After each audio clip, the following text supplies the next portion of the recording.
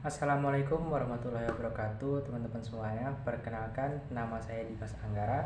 Saya adalah seorang mahasiswa Universitas Jambi, Prodi Ilmu Politik, Fakultas Hukum, dengan nomor NIM H1B12008.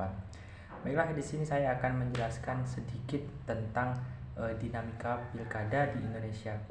Yang mana dinamika pilkada di Indonesia ini dimulai dari masa Orde Lama, lalu ke Orde Baru, dan di masa Reformasi.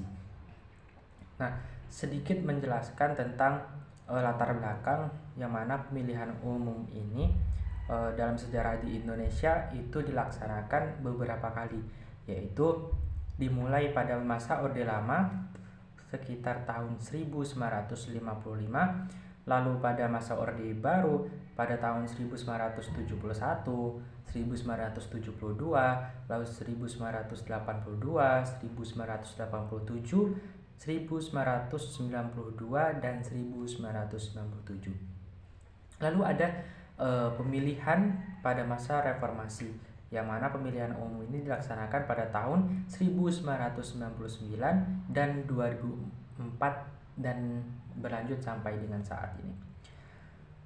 Lalu apa sih yang dimaksud dengan pemilihan umum?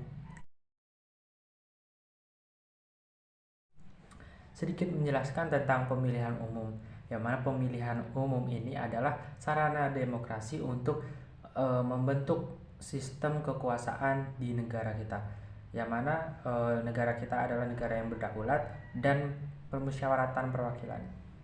Nah, pemilihan umum untuk negara demokrasi ini seperti halnya Indonesia sangat penting ya teman-teman, karena pada hal ini kita menyalurkan kehendak asasi dari partai politik bangsa kita, yang mana kita itu mendukung atau mengubah personal dari lembaga negara, yang mana hal itu dapat mendapatkan dukungan mayoritas rakyat, yang mana dalam hal ini menentukan pemegang kekuasaan negara, terutama pemegang lembaga eksekutif serta periodik yang mengoreksi atau mengawasi lembaga eksekutif, khususnya dari lembaga-lembaga negara lainnya. Pemilihan umum di Indonesia itu sudah dilaksanakan beberapa kali, seperti yang saya jelaskan di awal bahwa pemilihan umum di Indonesia itu sudah dimulai dari masa Orde Lama, lalu ke Orde Baru, lalu sampai saat ini di masa Reformasi.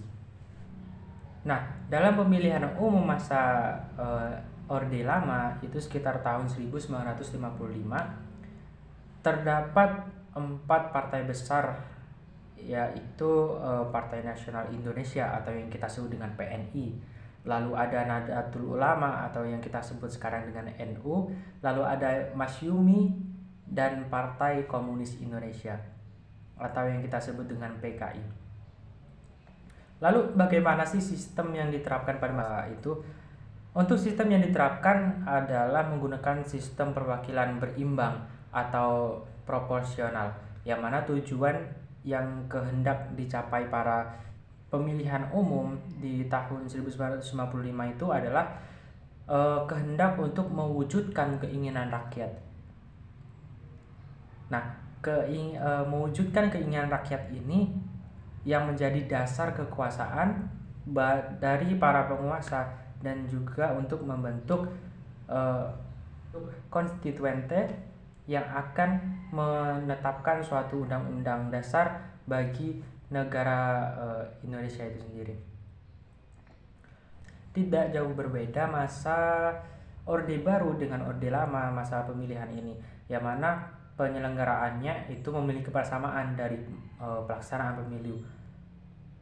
Antara lain persamaannya itu adalah, yang pertama adalah landasan idealisme dan konstitusionalisme, yang mana itu merujuk pada Undang-Undang Dasar 1945 dan Pancasila. Lalu yang kedua adalah pelaksanaan pemilu itu sendiri, yang mana pelaksanaannya itu berlangsung secara langsung, umum, bebas, dan rahasia atau yang kita sebut dengan luber. Lalu persamaan yang ketiga adalah pelaksanaan pemilunya adalah menggunakan sistem perwakilan berimbang, yang mana udah di stelsel di dalam daftar. Lalu ada yang keempat mengenai sistem kepartaiannya, yang mana sistem kepartaian ini diambil multipartai atau lebih dari 2 partai. Lalu ada persamaan yang kelima yang merupakan pemilu untuk memilih wakil-wakil rakyat yang duduk di kursi DPR, DPRD 1, dan DPRD 2. Baik, tadi kita sudah membahas secara garis besar masalah pemilu. Lalu kita akan masuk ke dalam pilkada itu sendiri. Nah, sebenarnya apa sih yang dimaksud dengan pilkada?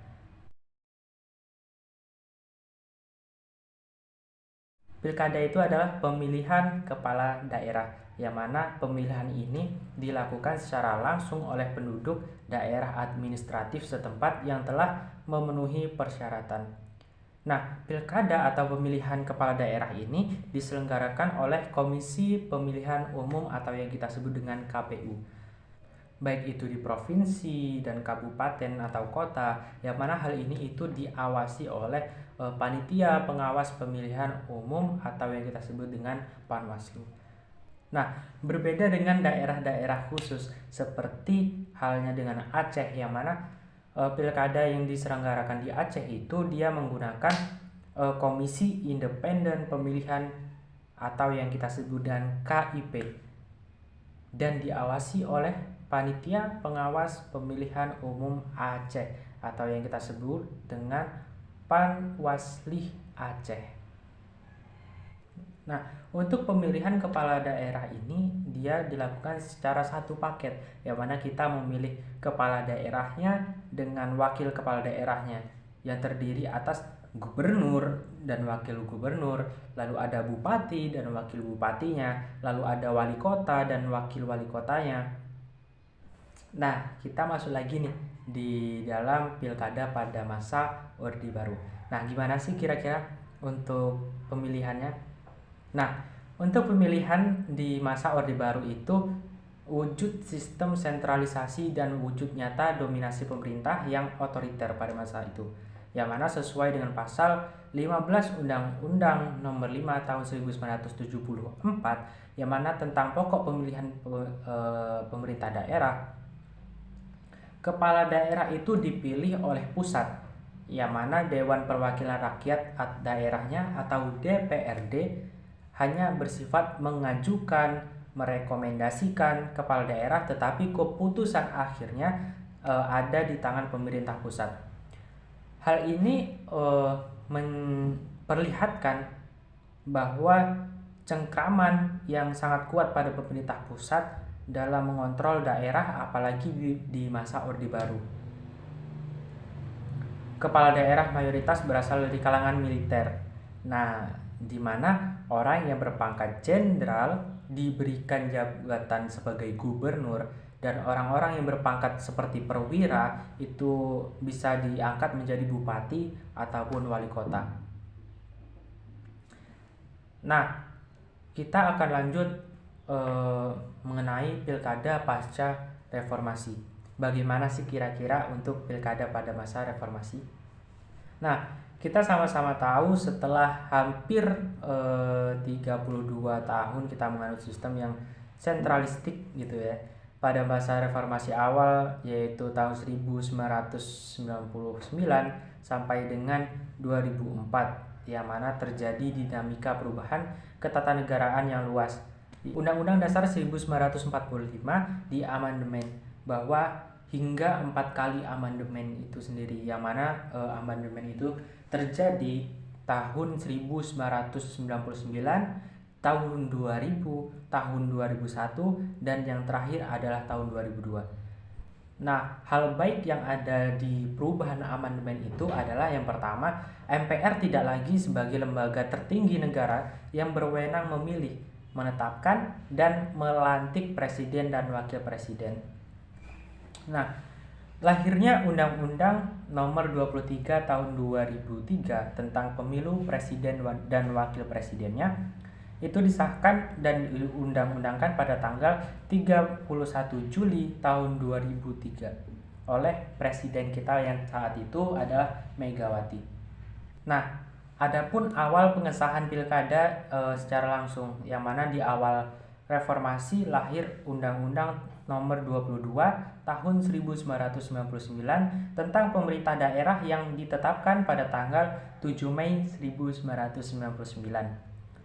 Undang-undang ini mengatur tentang pilkada oleh anggota DPRD, yang mana kemudian seiring dengan dinamika perdebatan Undang-Undang tahun 2003 Nomor 23 tentang pemilihan presiden yang akan dipilih secara langsung pada pemilu 2004, lahirnya Undang-Undang Nomor 32 Tahun 2004 yang mengatur tentang pilkada yang juga akan dipilih secara langsung.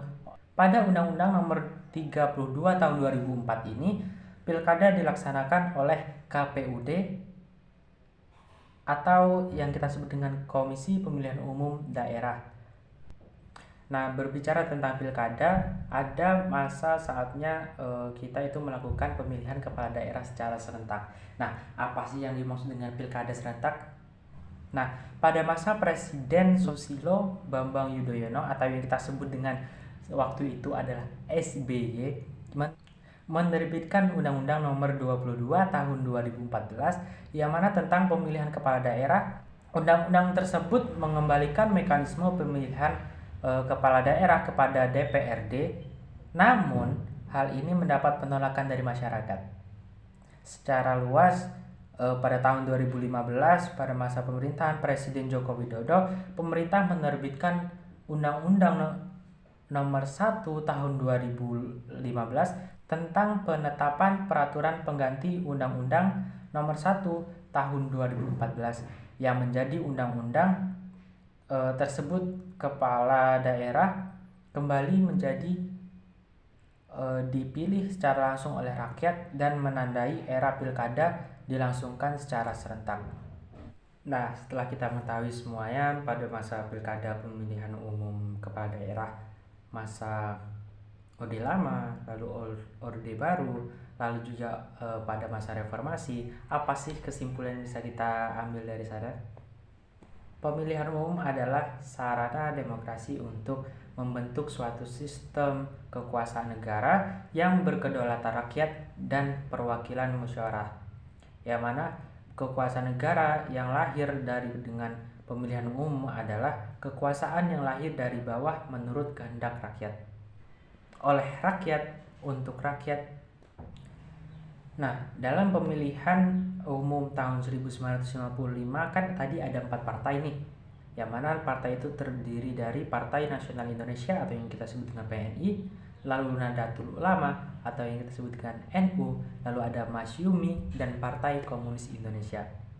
Sistem yang dipakai pada masa Orde Lama itu adalah sistem perwakilan berimbang atau proporsionalis. Lalu pada masa Orde Baru itu terjadi sebuah penyelenggaraan pemilihan umum dalam 6 kali pemilu, yang mana dimulai dari tahun 1971 hingga dengan 1997. Nah, pada masa reformasi itu ditandai dengan munculnya Presiden Soeharto dan diselenggarakannya pemilu tahun 1999 yang menjadi babak awal dalam sejarah perkembangan demokrasi di Indonesia. Setelah hampir 32 tahun menganut sistem yang sentralistik gitu ya, pada era reformasi awal tahun 1999 sampai dengan 2004 terjadi dinamika perubahan ketatanegaraan yang luar biasa, yang mana Undang-Undang tahun 1945 diamandemen secara penuh, bahkan hingga 4 kali amandemen di tahun 1999, tahun 2000, lalu ada tahun 2001 dan tahun 2002. Berdasarkan materi yang telah kita bahas kali ini melihat dari perkembangan pemilu atau pilkada di Indonesia pada masa Orde Lama, lalu ada masa Orde Baru dan masa Reformasi. Sebaiknya partai elit Indonesia itu maupun yang ada di dalamnya tidak hanya berpangku tangan, sebagaimana yang kita ketahui bahwa pemerintah yang bersih terlihat dari kesejahteraan rakyatnya bukan sementara melainkan selamanya. Terima kasih. Wassalamualaikum warahmatullahi wabarakatuh.